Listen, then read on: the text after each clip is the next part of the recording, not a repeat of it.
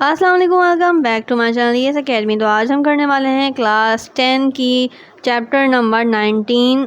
इसको समझेंगे, इसकी बेसिक समझेंगे। बहुत सारे लोग मैट्रिक्स और डिटर्मिनेंट फर्स्ट टाइम पढ़ रहे हैं, आप लोग सेट्स पढ़ के आए हैं। हम उसी के रिलेटेड थोड़ा थोड़ा इसको कन्वर्ट करेंगे कि हम मैट्रिक्स को किस तरह से सॉल्व कर सकते हैं और हम किस तरह से सेट्स को सॉल्व करते थे। तो अब हम मैट्रिक्स को देखेंगे कि ये क्या होते हैं, इनको लिखने का तरीका सीखेंगे, इसकी सारी बेसिक्स देखेंगे और सारे ही क्वेश्चन यहाँ पे समझेंगे, उनके पार्ट्स भी देखेंगे। इसके लिए सबसे ज़्यादा इम्पॉर्टेंट ये है कि आपको बेसिक्स आनी चाहिए। तो मैं आपको यहाँ पे सारी बेसिक्स समझाऊंगी, इसके टाइप समझाऊंगी और उसकी एग्जांपल्स भी साथ साथ करवाऊंगी। तो इस वीडियो को पूरा देखिएगा और अगर आपकी बेसिक्स बहुत ज़्यादा अच्छी होंगी, बहुत ज़्यादा पक्की होंगी, तो आपको आगे एक्सरसाइज करने के लिए भी बहुत ही ज़्यादा ईजी हो जाएगा। तो चलते हैं अपनी बेसिक्स स्टार्ट करते हैं कि नई नई जो टर्म्स होती हैं उसका क्या मतलब होता है, किस तरह से लिखते हैं मैट्रिक्स को, मैट्रिक्स की शक्ल क्या होती है, उसके एलिमेंट्स क्या होते हैं।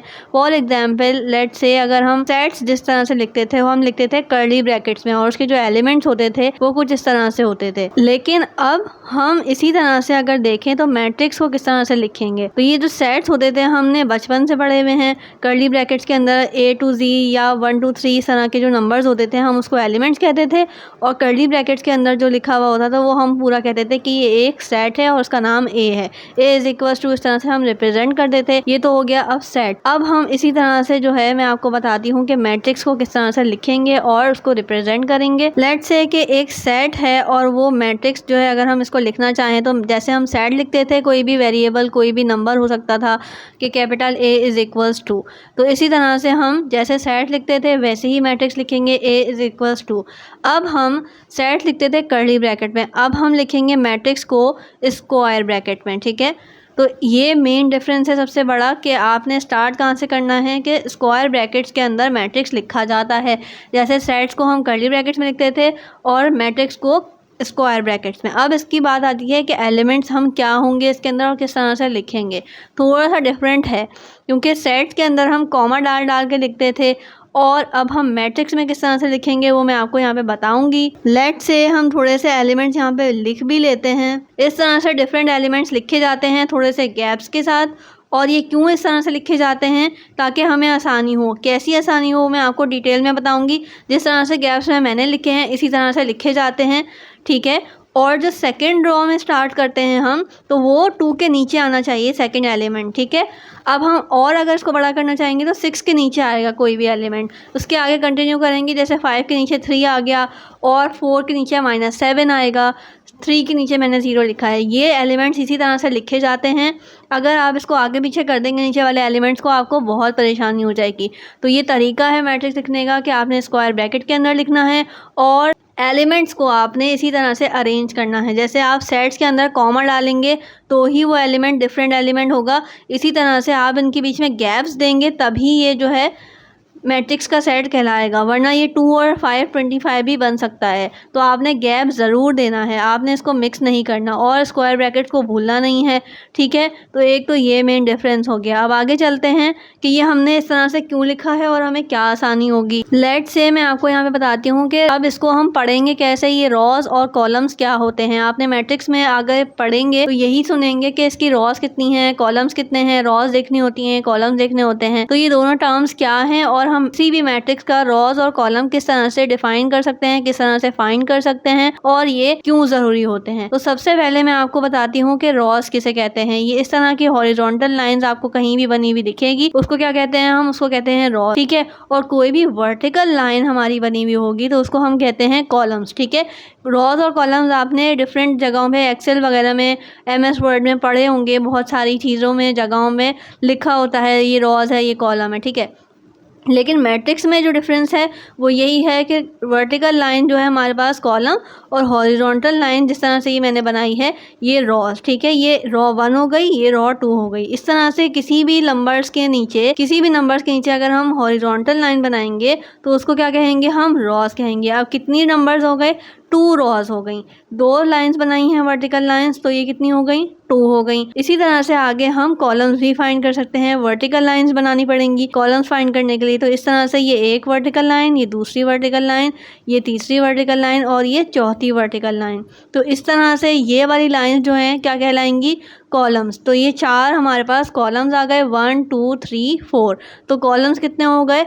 ये हो गए 4। ठीक है, हम क्या करेंगे कि ये जो हमने रॉज और कॉलम निकाली हैं, इससे हमें क्या फ़ायदा होगा और इसको किस तरह से लिखेंगे, किस तरह से पढ़ेंगे, तो ये भी सीखते हैं कि एक मैट्रिक्स के अंदर स्क्वायर ब्रैकेट के अंदर लिखा जाता है, इस तरह से एलिमेंट जो है वो अरेंज किए जाते हैं 1 बाय 1, और फिर रॉज और कॉलम फाइंड की जाती हैं। अब मैं ये क्या कर रही हूँ कि रॉज और कॉलम को फाइंड कर रही हूँ कि कितनी रॉज थी, 2, और कॉलम्स कितने थे, 3। ये हो गया R बाय C का फॉर्मूला। आप हमेशा याद रखें कि रॉज के नीचे आ जाएंगी, रॉ कितनी थी 2, बाय लगाते हैं, जो मल्टीप्लाई का साइन होता है, मल्टीप्लाई का साइन जो होता है उसको बाय कहते हैं, और ये आ गया हमारे पास कॉलम, कॉलम के नीचे 3। यहाँ पे मैं दोबारा आपको लिख के दिखाती हूँ कि ये R बाय C का फॉर्मूला होता है। क्या होता है? R by C।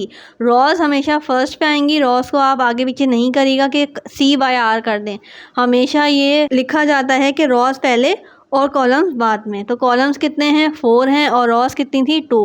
तो ये कहलाएगा 2 बाय 4, 2 मल्टीप्लाई बाय 4 नहीं, 2 बाय 4। हमेशा ये मल्टीप्लाई के साइन को मैट्रिक्स के अंदर बाय कहा जाता है, और इसी से इसका साइज़ फाइंड किया जाता है। कोई भी आपसे पूछे कि इसका साइज़ क्या है, तो आप क्या बताएंगे कि ये 2 बाय 4 का मैट्रिक्स है, यानी कि इसमें 2 रॉज हैं और 4 कॉलम है। कोई किसी भी शख्स को आप इस तरह से बताएंगे तो आगे वाला खुद समझ जाएगा कि पहले रॉज आती हैं तो 2 रॉज हो गई और 4 कॉलम्स हैं। ठीक है, तो ये वर्टिकल लाइन और हॉरिजॉन्टल लाइन दोनों जो है आपने याद रखनी है। बाकी बहुत ज़्यादा आसान है, मैं आपको चीज़ें आसान करके बता रही हूँ, ये बेस बना रही हूँ, बहुत ज़्यादा इंपॉर्टेंट वीडियो है। ये नहीं समझेंगे तो आगे आपको कुछ भी समझ नहीं आएगा कि क्या रॉ क्या कॉलम्स, कुछ नहीं आएगा समझ। तो जितना आप इसको डिटेल से देखेंगे, प्रैक्टिस करेंगे, क्वेश्चंस को समझेंगे, बार बार रिपीट करके देखें, जो चीज़ नहीं आ रही उसी वक्त रिपीट करके देखें, तो आपको वो चीज़ पक्की हो जाएगी और वही चीज़ आपको आगे फ़ायदा देगी। Take an example for another matrix, उसका हम साइज़ भी फाइंड करेंगे, उसकी रॉज भी फाइंड करेंगे। जो कुछ हमने पढ़ा है उसको फ़ौरन से रिपीट करते हैं क्योंकि ये बहुत ज़्यादा बेसिक्स हैं। इस तरह के मैं आपको एक और मैट्रिक्स दे रही हूँ जिसमें ये एलिमेंट शामिल हैं 3 4 -9 और 12 11 -7। ठीक है, इस तरह का ये आपका हो गया। अब आपसे कोई पूछे कि इसका साइज़ क्या है, ठीक है, साइज़ और ऑर्डर दोनों वर्ड यूज़ होते हैं, तो इसका ऑर्डर क्या है तब भी यही फार्मूला लगेगा, और अगर कोई आपसे इसका साइज़ पूछे तो भी यही फार्मूला लगेगा। तो कितनी लाइंस हो गई? हॉरिजॉन्टल लाइंस हो गई, और ये वर्टिकल लाइंस हो गई कितनी? 1 2 3। तो 3 कॉलम्स के नीचे आ गया, तो ये कितना साइज़ हो गया? 2 बाय 3 का साइज़। ठीक है, इससे पहले क्या था? 2 बाय 4 का, क्योंकि उसमें 4 कॉलम थे।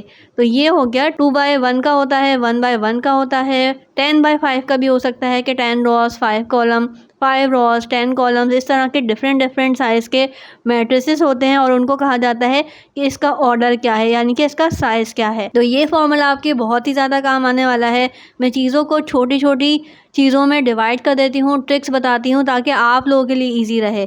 कोई भी बंदा ये आपको इतनी डिटेल में नहीं पढ़ाएगा, और अगर आपको ये बेसिक समझ नहीं आई तो आपको पूरी एक्सरसाइज समझ नहीं आएगी, और ये आपको फर्स्ट ईयर सेकेंड ईयर में भी बहुत काम आने वाला है क्योंकि मैट्रिक्स के चैप्टर इंटर लेवल पे भी पढ़ाया जाता है। ठीक है, अब चलते हैं एक और टर्म पे जो कि है इक्वल मैट्रिक्स। हम कोई भी सेट को उस वक्त इक्वल कहते थे जिसके अंदर एलिमेंट्स भी सेम हो, नंबर ऑफ़ एलिमेंट जो है वो सेम हो। ठीक है, कि अगर एक सेट के अंदर 4 एलिमेंट हैं और सेट बी के अंदर 4 एलिमेंट हैं तो हम उसको क्या कहते थे? Equal matrix, equal sets. और इसी तरह से मैट्रिक्स की जब बात आएगी तो लेट्स से कि ये एक सेट हमने ले लिया, एक मैट्रिक्स, इस तरह के एलिमेंट जिसके अंदर ये सारे एलिमेंट लिख लिए, और इसी तरह से अब हम लेंगे बी सेट, बी मैट्रिक्स, जिसके अंदर जो हम एलिमेंट्स लिखेंगे वो ये मैट्रिक्स आ गया। ठीक है, ये दोनों मैट्रिक्स आ गए, ए मैट्रिक्स और बी मैट्रिक्स। अब हम सेट वाली ही चीज़ अगर इस पर अप्लाई करें तो हमें क्या पता लग रहा है कि इसके दोनों ही एलिमेंट्स सेम हैं। क्या मतलब कि अगर आप नंबर ऑफ़ एलिमेंट्स की बात करें और नंबर ऑफ़ यानी कि इसके ऑर्डर की बात करें, साइज़ की बात करें, तो इसका पहली शर्त यह है कि कौन सा मैट्रिक्स इक्वल मैट्रिक्स कहलाएगा? जिसका सेम ऑर्डर हो। अब सेम ऑर्डर के लिए आपने क्या करना होता है? R बाय C का फॉर्मूला लगाना है। सेम ऑर्डर हो और सेम नंबर ऑफ़ एलिमेंट्स हो तो वो चीज़ क्या कहलाएगी? Equal matrix. ये दोनों शर्तें, दोनों प्रॉपर्टीज उसके अंदर मौजूद होनी चाहिए। इक्वल के लिए हमेशा आपको 2 सेट्स दिए जाएंगे, 2 मैट्रिक्स दिए जाएंगे कि आपको पता करना है कि ये इक्वल हैं या नहीं है आपस में। तो ये दोनों प्रॉपर्टीज़ उसके अंदर मौजूद होनी चाहिए कि ऑर्डर और एलिमेंट जो है वो सेम हो, तो वो कौन सा कहलाएगा मैट्रिक्स? Equal matrix. ठीक है, अगर हम इसका ऑर्डर फाइंड करना चाहें तो हम इजीली कर सकते हैं कि कौन सा बनेगा, ये 2/3 का और नीचे वाले का भी 2/3 का, ठीक है। इस तरह से हम ये फॉर्मूला लगा लें R/C का। ये हमारी रॉ 1, ये रॉ 2 हो गई। तो रॉ के नीचे क्या आ गया 2 और बाय के नीचे बाय एक तरह से कांस्टेंट समझ लें। और कॉलम्स कितने हैं 3। तो ये आ गए मैट्रिक्स ए का ऑर्डर। और अब हम मैट्रिक्स बी का फाइंड करेंगे तो उसका भी सेम है। तो ये दोनों बराबर हो गए, पहली प्रॉपर्टी प्रूव हो गई, ठीक है। नीचे वाला देखते हैं कि नंबर ऑफ़ एलिमेंट जो हैं वो भी सेम है 6 0 1 4 3 7। तो ये भी एग्जैक्टली सेम है। तो ये हमारे पास आ गया इक्वल मैट्रिक्स। इसके अंदर अगर 6 माइनस का होता या 3 माइनस का होता, यानी कि साइंस चेंज होते, तो वो हमारे पास इक्वल मैट्रिक्स नहीं होता। सेम एलिमेंट हैं तो इसीलिए मैट्रिक्स जो है वो इक्वल कहलाएगा। और नंबर ऑफ़ एलिमेंट्स के साथ साथ ऑर्डर भी सेम है। आप इसको जिस तरह से 6 जो है एग्जाम्पल मैं आपको देती हूँ, Z जो है हमारे पास मैट्रिक्स है, उसमें ये एलिमेंट्स हैं, ठीक है। एक Z मैट्रिक्स ले लिया। अब ये इस तरह के ये 0 6 1 इस तरह का मैंने एक और मैट्रिक्स दे दिया। ये लेट्स से कि Y है, ठीक है। एक Z मैट्रिक्स है और एक Y मैट्रिक्स है। अब क्या ये मैट्रिक्स दोनों इक्वल हैं? ये दोनों इक्वल कहलाएंगे। तो पहली हमारी शर्त क्या थी कि ऑर्डर सेम होना चाहिए, और दूसरा क्या था कि एलिमेंट सेम होने चाहिए। तो पहले ही हमारे पास अगर हम देखें तो क्या है, तो R/C का फॉर्मूला लगा लेंगे, फाइंड करेंगे कि इसके रॉस कितनी हैं। रॉस जो हैं वो 2 हैं और कॉलम कितने हैं 3 हैं। तो ये आ गया 2/3। अब Y का देखते हैं, Y का भी सेम फॉर्मूला लगाया। ये कितने हैं, रॉस 3 हैं और कॉलम्स 2 हैं। तो ये नॉट इक्वल है, ठीक है। जब भी हमारा ऑर्डर डिफरेंट हो जाएगा तो हमें आगे चीज़ें देखने की नीड पड़नी ही नहीं चाहिए, और ये क्या कहलाएगा, नॉट इक्वल मैट्रिक्स, ठीक है। आई होप कि आपको ये छोटी छोटी चीज़ें जो है वो समझ आ रही होंगी। यही चीज़ें आपकी आगे जाके काम आएंगी और इसको बड़े लेवल पे भी समझाया जाता है। नेक्स्ट अब हम पढ़ते हैं कि रॉ मैट्रिक्स क्या होता है, ठीक है। रॉ मैट्रिक्स की प्रॉपर्टीज़ पढ़ेंगे, उसको देखेंगे, उसके एग्जाम्पल को समझेंगे। रॉ मैट्रिक्स क्या होता है? रॉ मैट्रिक्स एक ऐसा मैट्रिक होता है जिसमें इस तरह के ये एलिमेंट जो हैं वो लिखे हुए होते हैं, कॉलम्स चाहे जितने भी हों। लेकिन अगर किसी मैट्रिक्स के अंदर सिंपल सिंगल एक रॉ होगी, उसको हम कुछ और देखे बगैर क्या कहेंगे, रॉ मैट्रिक्स कहेंगे। उसके अंदर शर्त क्या है रॉ मैट्रिक्स को कहना, रॉ मैट्रिक्स किसको कहा जाता है कि जिसके अंदर कुछ भी कितने ही कॉलम क्यों ना हो, लेकिन एक रॉ है, तो उसका मतलब क्या है कि वो मैट्रिक्स रॉ मैट्रिक्स है, चाहे कितने ही कॉलम्स हो। इस तरह के अगर एक सिंगल रॉ है तो हम उसको क्या कहेंगे, रॉ मैट्रिक्स, ठीक है। कॉलम्स आप देख सकते हैं दोनों मैट्रिक्स में अलग अलग हैं, ऊपर वाले में 3 हैं, नीचे वाले में ज़्यादा हैं, लेकिन सिंगल रॉ है तो उसको हम क्या कहेंगे, रॉ मैट्रिक्स कहेंगे।